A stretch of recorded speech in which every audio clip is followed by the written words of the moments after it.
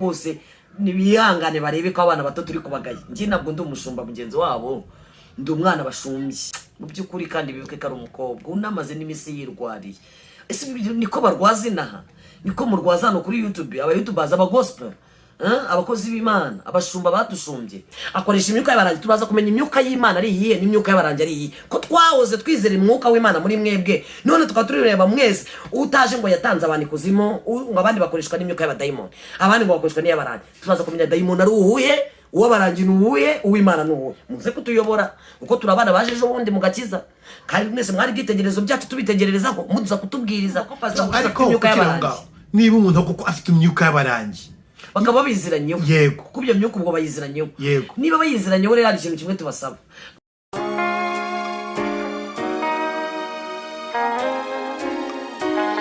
Turabashuhuje mwese aho muherereye hose ku isi, amahoro y'Imana nabane namwe. Mwe mudahwema kudukurikira umunsi ku munsi kunzere kuri TV. Uyu ni wa mwanya mwiza tugeza ibiganiro bigiye bitandukanye kandi biri mu bwenge, byuje inama n'impuguro zitandukanye. Mama Fabri, uraho neza? Muraho neza. Amakuru? Turaho turashima Imana, ikirere cyakeye. Ibintu ni wane. Ibintu bimeze neza. Ariko se kuvuga ko ibintu bimeze neza mubyeyi, kandi kubona abakozi b'Imana ikintu tw'abashumba, abapastor, ababwiriza butumwa, bese imihanda yaranyereye. Dusigaye twarasimbuye abavuga butumwa, sigaye barasimbuye abatipe ba hano hanze. Bavuze ngo bararundarundana, ariko noneho byageze iwa Ndabaga, kandi kuvuga ngo ibintu bimeze neza. None se ku giti cyanjye bimeze neza, ngo iby'abandi nabyo uko bimeze uko nyine no gukomeza kubireba umuntu akabisengera. None se wagize byatuma namera neza? Ntabwo ibyo abapasiteri byatuma njye namera neza, kuko ubugingo n'ubw'umuntu ku giti cye, kandi burya ibyuzuye umuntu nibyo asohora. Ese niba njye meze neza urumva ndaza kumera nabi kubera abantu runaka? Gusa nyine ntago nabyishimira, ntago ari intsinzi kuri njye, nicyo bimariye umuntu kubyumva. Deja yuko rwose n'ababirimo, abari kubikuza, abari kubivuga n'abari kubivugaho bose mu byukuri si inkuru, ntago bigezweho. Uri kubona biteye ubute? Bo nyemeze neza. Imana ishimwe umeze neza, nanjye ukubaza ameze neza. Yego pe ndabibona. Nta kibazo. Urabona ko nyine ndimo kuvugana vibe yo hejuru. Ntago mbizi byo icyabaye, ariko ahubwo akajwi kawe kari hasi. Hari igihe bajya bavuga nyine, hari igihe mvuga cyane nkavuga vuba bagenzi banjye bagatavuga atari kumenya akicoma. Ati rero ndajya njye mbereka isura nshya yuko uragira ngo utekana ko udacoma. Burya wowe yasukubonekana ko ndacoma, ahubwo mba ngira ngo ngaragaze ko no kwitonda nabishobora. Burya Mama Fabrice no kwitonda yabishobora. Nese n'ibyambere. Kwanzi ko Mama Fabrice akoze mu kuvuduka da. Yego niko ari. Ariko no kwitonda yabishobora, nabyo nabyiga nkabishobora, ndi kubyitoza ngo ndeko nabyo bicamo. Kuravuduka bakagutuka, wenda reka nitonde ndebe ko bigabanyuka. Dukomeza tudatebeje, nta bintu byo gutebya. Andi wabikoze. Oya ntabwo ndatebeje. Watebeje uko ari byo bigezweho. Hari ibintu byitwa gutebeza amakobo, abantu bose babaye amakobo. Gutebeza bagatebeza n'amakobo. Barabatise n'amakobo. Nibyo bigezweho hanze kuri iyi mihanda. Noneho rero hari inkuru numvishije, hari umupasitori uzanye inkuru numviciye umugongo, muvuga batumwa mugenzi wawe. Aramwambaye rwose, baramwambaye. Satani ni umugome. Zawadi mushuti wanjye komera. Urumva? None se katubwizanye ukuri. Hano hanze hari imihanda, hari inkuru za Pastor Mutesi na Pastor Fanny na Pastor Claude na Pastor Gabi, ni abakozi b'Imana. Umupastor witwa ni Bosco, ni uyu mupastor uzanye inkuru ya Zawadi yitwa Ndera.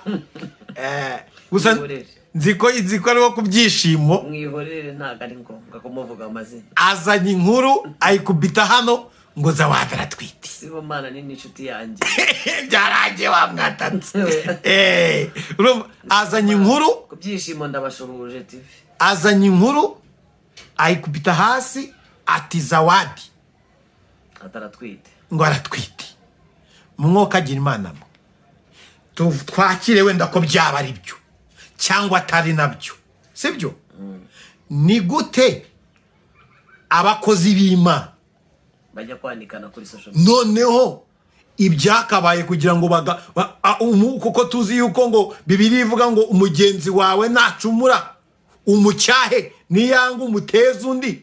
Ni ukubera iki noneho ikibazo gisigaye kiva abakozi b'Imana bitwa ko ari abakozi b'Imana bagahita ko bajya ku karubanda ku isi hose? Hari ikintu nahishuriwemo uko nakurikiranaga izo nkuru za Zawadi ku Byishimo TV, uko ndikurushaho gukurikirana. Ako se n'Ibyishimo TV harakorera sinibuka yakorera reka tuyihore amakuru, ariko byose biriho. Hanyuma nkakurikirana n'inkuru za Pastor Mutesi ziriho n'uwo Gabi n'uwo Fanny. Ndi kubona ikintu kiriho Bibiliya yabivuzeho. Yaravuze ngo aho ubutunzi buri niho umujura ajya. Ngiyewe icyo nemeza ni kimwe. Yego ndakumvishije. Aho ubutunzi buri. Ahubwo ndaza gusaba abavuga butumwa basanzwe, nsabe n'abakozi b'Imana basanzwe, mukenyere mukomeze, kuko umwanzi nava mu bapasiteri aramanukira hagati muri twe. Kandi byatangiye tsugoza abadurumba tata. Aracyari mu bapasiteri. Aracyari mu bapasiteri, umva yamanukiye kwa Zawadi. Arabandi bari kwiga indi nyigo y'undi muntu utawenda uri ngiye cyane undi. Ariko icyo mvuga ni kimwe, nuko twatatswe n'izindi mbaraga. Nahuze nibaza sani ni imbaraga zituruka kuki? Ese ni imbaraga za ya mashyari bavuga nyine? Ese ni imbaraga za views z'ibiceri hariya babyita amadolari n'amayero? Ni imbaraga z'iyero. Ariko niba ari imbaraga z'iyero birakabije cyane. Umuntu arafata uruntu agatura hano kuri YouTube, ukibaza ukavuga ati arazirikana ko iki kintu kitazava kuri YouTube. Icya kabiri, umuntu arafata umuntu akavuga kumva ubwoba burakwishe. Gusa ngiye byanteye ubwoba, niyo mpamvu wumva nagize umwuka wo kwitonda. Kuko urumva turacyari kurwana rwa Pastor Mutesi n'abandi bapasiteri bagenzi be. None n'ibyaza Zawadi nabyo ati umukozi w'Imana, ati wanyweye urumogi, ati wabaye n'indaya, ati watanze n'ubuhamya, ati tuvugana yararwaye mu minsi ishize atariko aranatwite. Ikintu cyantangaje ni inkuru y'ukuntu yabavuze kuri na Zaburi nshya, uburyo Zaburi ahubwo nguriya mubano wabo watangiye ngo kuva kera Zawadi arinda. Navuze niko nanjye ndi umu YouTubers ku bapapa benshi, aho nanjye nibazavuga ko hari namwe icyo mukurikirana ari wa mama Fabrice na bwa buhamya bwe. Ariko ndareba ndavuga nariko aba bantu barasabwa ubwenge bw'Imana, barasabwa kubona ko twatewe iyero rigiye gutuma umuntu atagangara rwose ngo atagaciro. Nabuze mbona comment bari gutanga aho ngaho kuri Zawadi na Pastor bavuga bati se koko bashumba ko ijambo ry'Imana rivuga ngo umuntu nakora icyaha mu mucyahe, ko mwe muri n'abashumba mumari ikiza Zawadi nyine niba yatwaye iyo nda ko yakoze icyaha, se mu kuza kubyanika Zawadi ntaragaragara ku isi, wenda ntituranamubona bamwe muri twe iyo nda ye yagaragaye, ariko bafashaga kanzu bamukubitaho ku mbuga nkoranyambaga. Mu by'ukuri kandi bibuke ko ari umukobwa unamaze n'imisi yirwariye. Ese niko barwaza inaha?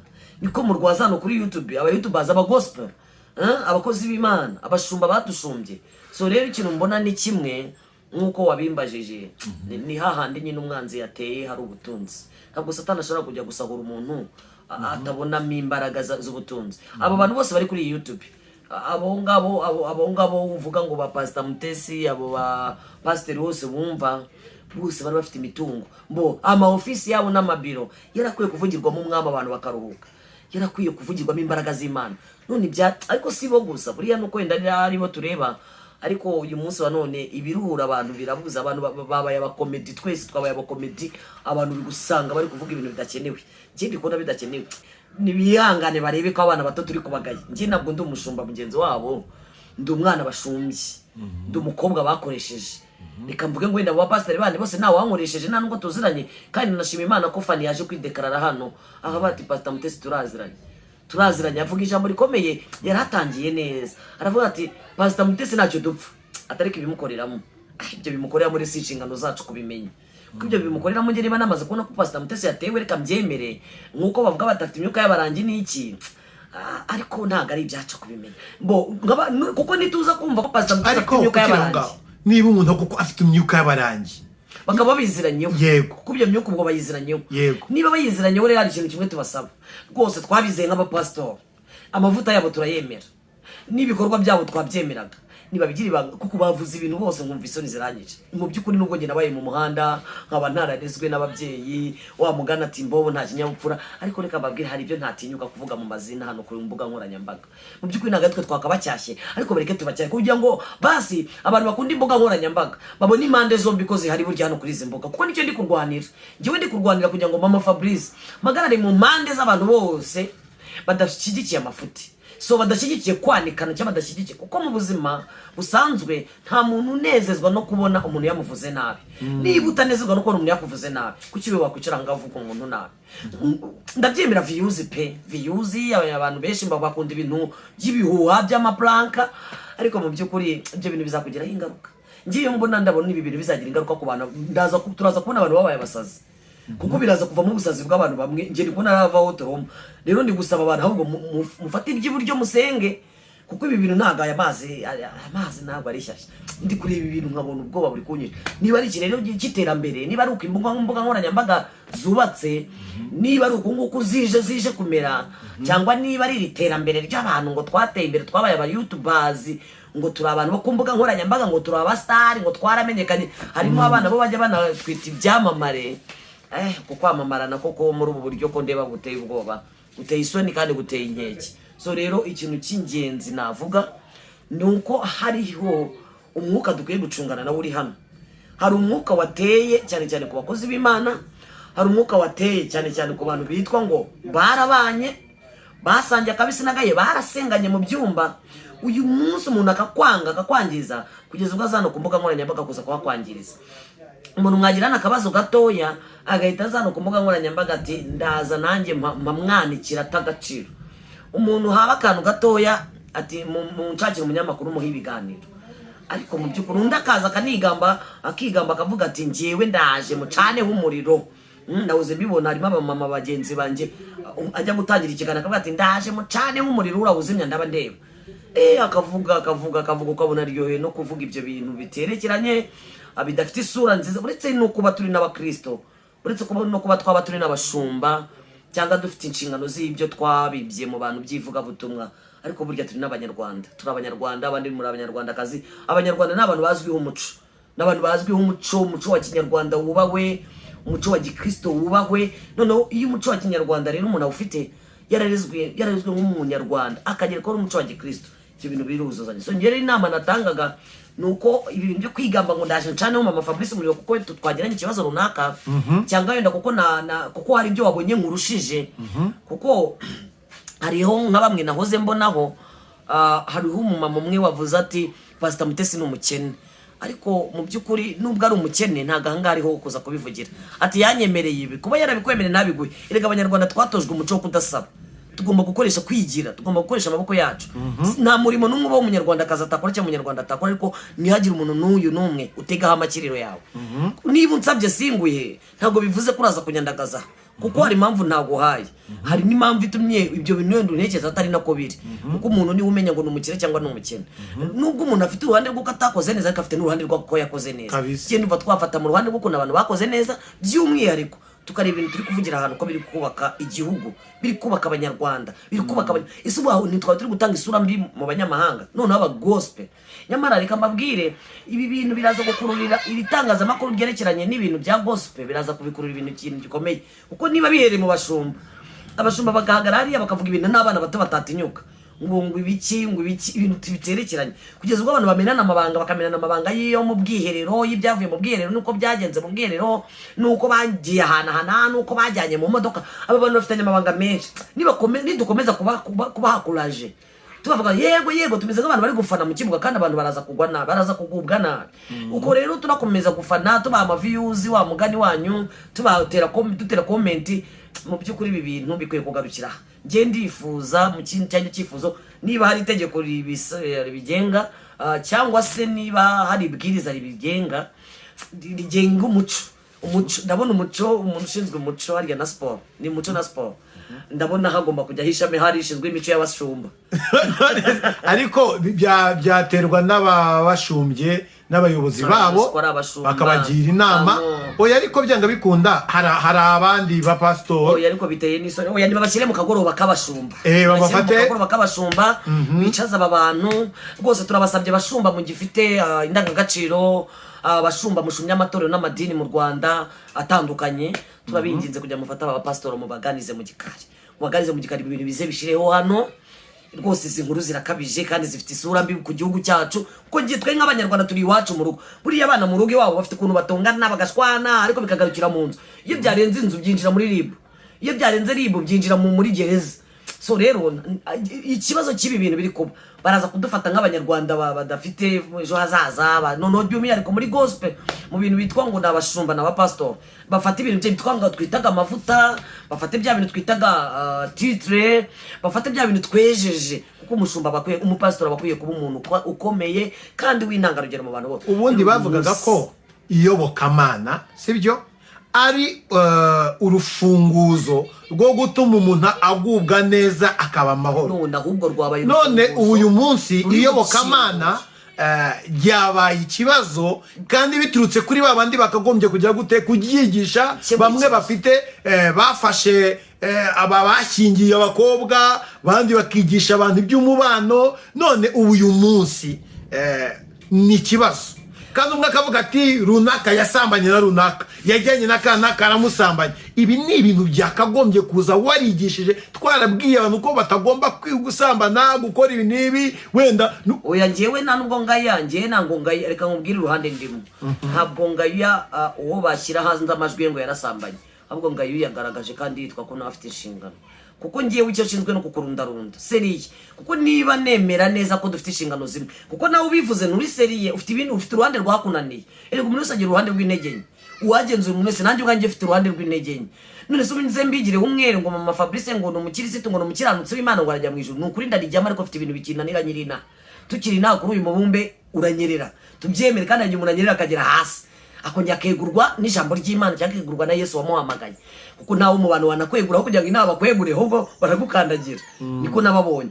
So rero ikintu nshatse kuvuga ni iki ngiki mu by'ukuri abantu bose bazakurikirana cyo kiganiro binashobotse umuntu yafatana mikoro agagara muri iki gihugu cy'u Rwanda cyose ngiye bambaye mikoro nabikora nkavuga mugarukiraho turinde umuco wa kirazira kuko hano hose mu mirenge hari ijambo ryitwa kirazira gusebya umukozi w'Imana no kuri YouTube ari mugenzi wawe kirazira guhangana n'umuntu mwasangiye kirazira guhangana n'umuntu mwamenwanwe amavuta mwese mukitwa izina rimwe kirazira twajyaga turahira mu bubobo no muri iriya mihanda natwe twari dufite za cyaraziraga kutanga mugenzi wawe nubwo bizi ko ari we wibye boro ariko we niba gukubita mu izina ry'uriya muntu ihangane ukubitwe niba nakujyana bagufunge ariko ntumenye ibanga ntumenye icyo bita umuvuga ngo nukumena imiceri shobaka kujyana ukafungwa kandi uko runaka ufite iyo boro deja yuko warinda kunavayo iyo boro yaranayigurisha amafaranga yari ariko ugapfa kigabo babyita kupfa kibadashi ukavuga ati ngiye pfanyibanga ngiye wa kugira ngo mugenzi wanjye bamwatake aho kugira ngo mugenzi wanjye agubwe nabi ku bwanjye ngiye ubwo bamfasha ari ngiye bafashe babikekaho reka nemere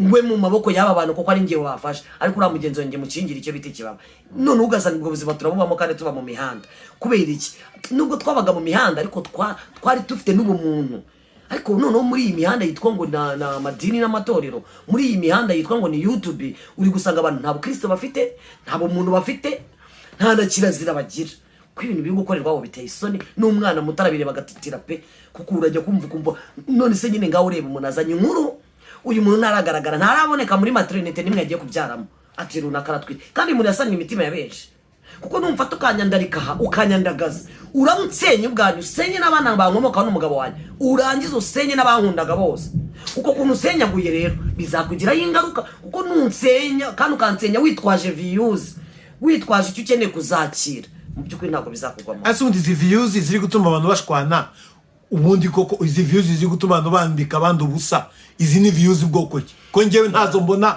zatuma umuntu yakagombye kuba yafata mugenzi we ngo amutarange amute ku gasozi niba kuko iyo nakoze nikoze uzi ikintu gikenewe ngewe numva natanga ubujyanama wenda kuba bashinzwe itangazamakuru bashinzwe ibi bintu bya YouTube nta ubishinzwe nyine umwe aravuga ati yewe nyine niba nta n'ubishinzwe bizashyirwaho cyane cyane mu gihugu cyacu cyiza cy'u Rwanda kiyobowe n'umuyobozi mwiza dufite n'iterambere ry'ejo hazaza ikindi cya kabiri kandi turi mu ruhando rw'abantu rw'ibindi bihugu turi icyitegererezo mu kugira umuco, ariko umuco abantu bari kuwutakaza ahangaha bagatuma igihugu cyacu kigira isura mbi. Ngiye nifuzaga ko mu cyifuzo natanga cyangwa mu nama natanga inama ko aba bantu bagenda bafata aba bantu bakagenda bakabicaza. Si ngombwa kubafunga, ko n'undi gufunga umuntu ntabwo aribyo bimukiza, ahubwo hakenewe ibiganiro. Nihagira uko utugoroba tw'abashumba, ahari habe n'utugoroba tw'abavugabutumwa, habeho n'utugoroba tw'abayutubers badushyire hamwe tumenyane.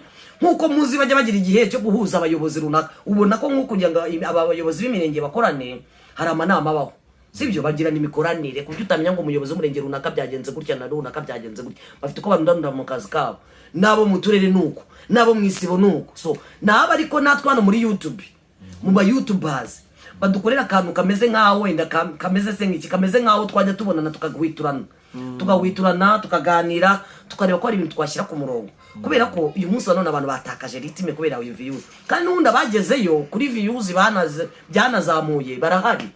Nawe nubwo uri kurwana no kugira ngo uzamuke ukarwana no kugeza uzamuke ku izina rya Mama Fabo, ubwose nibyo barwa vizu kuko nukiraho hano nasambanye ugaragaza ko nasambanye nubwo bizi ko atari byo, abantu bita baza bari bate yitwara bivuze ati none se yigeze acurwa n'urugero, ariko nawe urabizi ko ibyo bintu uvuzeho ni prank, sibyo?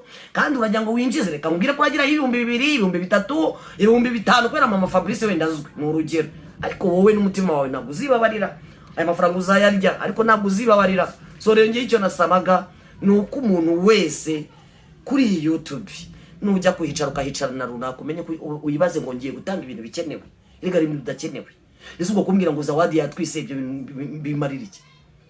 Ngo abakozi b'Imana wowe urinde wicayaho, wibuka ko nawe wicaye uri umukozi w'Imana. None se niba nje kuvuga ngo Zawadi aratwite kwani yari yayise umukozi w'Imana, wowe wicaye uri kubivuga ibyo bintu ni wewe wubakitse, rega nawe ni wubakitse. Tuvugisha ukuri, turi kugenda tubona abantu hano batubakitse, twari tuzi ko bubakitse, tuzi ko biyubashye, tuzi ko ari abantu bakomeye bafite iby'Imana muri bo, wanamuhungiraho wanagira n'akabazo kahamagara pastor ndumva nshaka inama zawe, akuse muri iki gihe niwe urahamagara ndi wenda muri abangaba bari kuri imihanda, kuko n'abazima barahari. Reka mvuge ngo ntabwo navuga ngo turahamagara nde, dufite abashumba, dufite abapapa, dufite abakozi b'Imana, dufite abamama b'abashumba batajya baza guhanganira aha hantu. Ngiye ntabwo ngiye mba njanga kugira umvugira n'umwe mu ruhande rumwe, ngiye mba nje kuvuga mu rwego rw'umunyarwandakazi, none w'umukristokazi, umukristo. Niba uri umukristo by'umwihariko ukaba ufite na titre y'igishumba, ufashije iki uwo muntu wawe waguye mu ntege? Uko Zawadi ni umuvugabutumwa, ni n'umukristo, sibyo?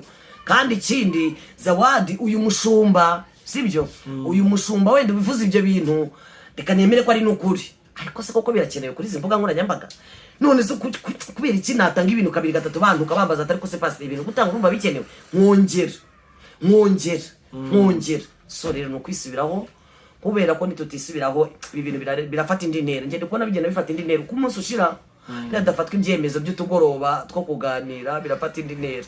Nibafata abo bitwitwa ngo twaramenyekanye ngo turabastari, bafata abantu dufite amacano n'urugero, bafate n'abo bantu bakora ibiganiro kuri izi mbuga nkoranyambaga, dore ko mwahise n'imihanda, nubwo abantu bo ku mihanda batoroha, murabizi ko n'imbobo kuzifata bitoroha, urumva? Kuko buriya mu kintu kigoye nuko imbobo uyifata uyu munsi ukagenda ukayigorora, ejo mutoro ukayisanga mu birenze ibyo wayigize. Ariko nanone nta rutugu rukura ngo rusumbe ijosi. Icyo nemeza ni kimwe, nuko dufite ubuyobozi bwiza kandi butarebera ahubwo bureba. Rero rwose nibagira ukuntu bakiranura abantu, tujye tubona ukuri kugiye hagaragara, tubone hari ibintu bigenda bikemuka, kandi turanabashimira. Ngiye impamvu mbivuga nuko tubashimira. Reka nkubwire, niba umuntu ashobora gufata amafoto y'ikuru koza soni akayashyira ya Mama Fabrice n'urugero, agakurikiranwa icyo cyaha nubwo cyaba rubye, reka kuba amafoto n'abanayaga yaragaragaye nibyo, wenda nagize izo ntege nyereka mbyemere, nabaye n'ikigo ry'isi, ariko se ndi ikigo ry'igihugu cy'u Rwanda, ntabwo ndi ikigo ry'isi yose. So haraho nzagira n'umuryango wanjye babubaha u Rwanda kubwanyu, ndundarunda twikira, ariko kumfata ugashyira hariya. Ndashima Imana ko bifite ibwiriza ribigenga, urabibona harimo abagiye bakatiye bafunze, bari bihanganye hano kuri izi mbuga bavuga ibyo babonye, bavuga uko bashaka. Ariko ikintu kimbabaza nuko nabugingo n'ubu murangira ahora hano.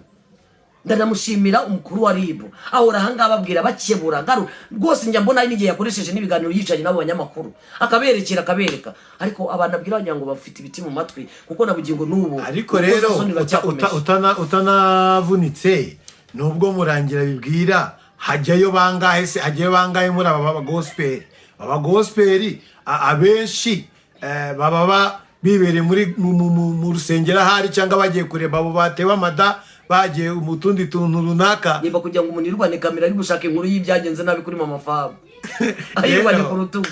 Mama Fabri nyine urumva Imana igumugisha abakebuye nukuri kandi ugerageje gutanga inama oya twirirwane kamera reka mbasabi twirirwane kamera dushake views ni byiza rwose uri mu YouTubers wari icyamamare waramenyekanye kuko uzi gutanga izo nkuru z'abasebye abandi n'abasebetse ariko nurangiza urebe ni ijambo rimwe ryonyine sabye ryaratumye nicara kuri no kamera urebe uri gutanga ibikenewe nose mutari gutanga ibikenewe uzi ko umuntu atanga ibidakenewe igihe cyose bimutera ikibazo kuko bigutera ikibazo abantu bose bigaramiye ngewe ndabona hano imbere n'adafatwa ibyemezo abantu baramarana abantu baricana abantu baraza gukorana kuko ihangana riri wano nisebanye n'ibintu bitwa nko kumena umuceri umuntu akicara ati ngiye kumutwika ntihagira umuzimya nzaba ndeba umuntu akigamba akagiye kuntwika bikarebwa gutyo tugatanga amaviews tugatahira amakomenti ati mutwike natinze gushya mu byukuri nicyo ukwiye kuma ubu ndi umunyarwandakazi ukize uvuye muri buriya buzima naje gutanga kuri YouTube kugira ngo muntwike munyice mbeho nkomereze ngendara nasinzire kubera mwebwe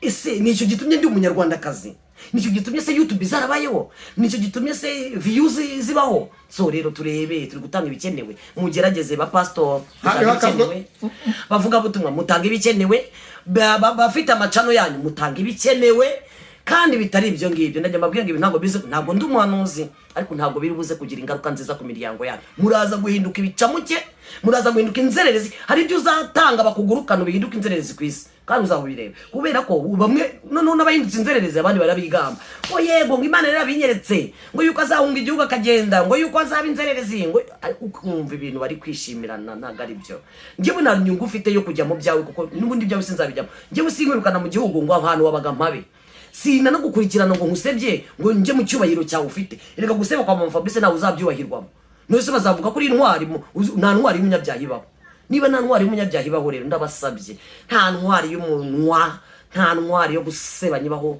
nta ntwari yo gusenya nyibaho nta ntwari ibaho ibyo bintu ni ibintu bikwicira izina bigatuma tukubembona ukuntu tutakubonaga harimo abantu hano ndi kubabazwa nabo nkabareba nkumva umutima urandiye avuga Mana wamukoze ku mutima Mana wamusuye ukamwibutsa ahantu yigeze ahagarara akavuga imbaraga zawe wamusuye none aho kugira ngo twicaye mu office twicaye imbere y'amakamera tuvuga Yesu wabambwa abantu imitima ikire ukicara uvuga zawadi ukicara uvuga runaka Pastor Mutesi bayinkuru kuko niwe temese ubuse ni Pastor Mutesi ni Imana ikurindiye ngo uzuvuga uburaya bwe uzuvuga abagabo yashakanye nabo kuko abayinkuru iyo nkuru niyo Yesu akurindiye reba kuri gutanga ibikenewe ese undi icyo niki gitumye uriho ndebe Mama Fabrice kucara kuri kamera kuba naramenyekanye reka mbyite ngo n'ubustar tuvuga ko turi n'ibyamamare kuba naramamaye nkamenyekana nkwiye kwicara nkicarira umuntu wari wese akarada sinze ngo nuko namamare ngo kujya nkomeze namamare iyi Mama Fabrice azi gucukumbura yamenye ko runaka yasambanye yamenye ko runaka yaroze akoresha imyuka y'abarangi tubaza kumenya imyuka y'Imana ari iyihe n'imyuka y'abarangi ari iyihe ko twahoze twizera umwuka w'Imana muri mwebwe none tukaba turireba mwese